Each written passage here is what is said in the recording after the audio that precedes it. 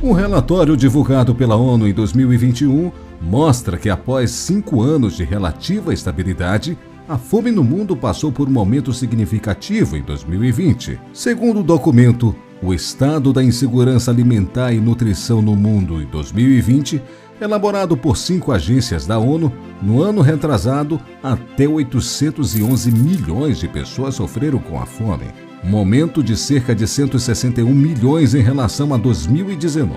E não é novidade que a África é o país que mais sofre com essa falta de alimento.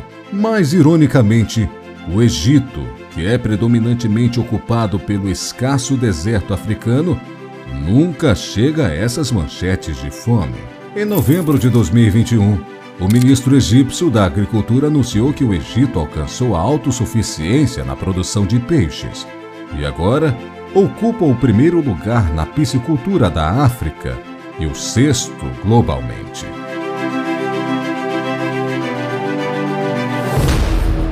Mas como eles conseguiram tal feito? Este é o Construction Time. Eu sou Luciano Guimarães e seja bem-vindo ao megaprojeto que tornou o Egito o maior produtor de peixe do continente africano.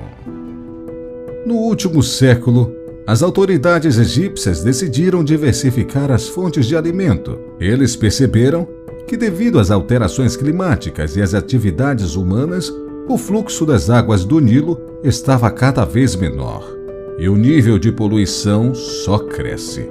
Dados preocupantes, já que o Egito depende do rio para mais de 80% de suas necessidades hídricas, inclusive grande parte para agricultura e pecuária. Esse aumento populacional não é de hoje. Já era um problema há décadas e fez com que, ao longo dos anos, os egípcios usassem mais fertilizantes químicos, esgotando ainda mais o solo e diminuindo a área de pasto para o gado. Por esses motivos, lançaram uma grande campanha para desenvolver a indústria pesqueira, promovendo fontes e proteínas sustentáveis para a população. Em 1970, o governo propôs um plano para acelerar o desenvolvimento do setor. Até o final dessa campanha, em meados dos anos 80, a produção anual de peixe saltou de 17 mil toneladas para 48 mil toneladas.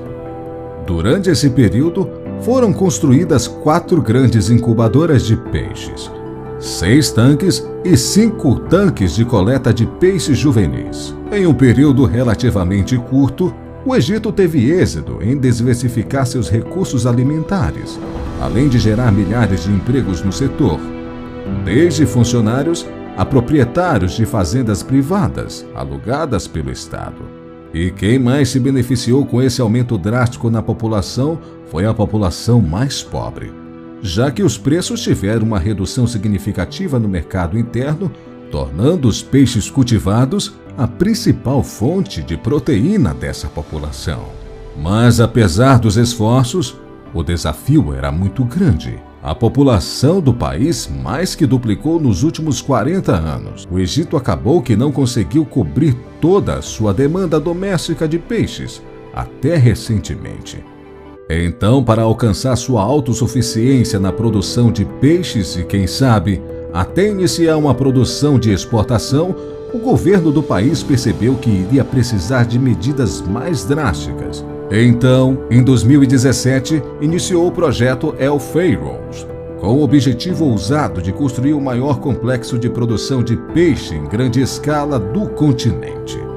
Mas, devido à sua complexidade, o projeto foi dividido em 2 fases. Na primeira fase, o governo precisava de um local estratégico que facilitasse a logística. Então, construíram o complexo de 10 quilômetros ao leste do Porto Said, uma cidade portuária importantíssima que dá acesso ao Canal de Suez, que, por sua vez, permite que o Egito importe sua mercadoria entre a Europa e Ásia.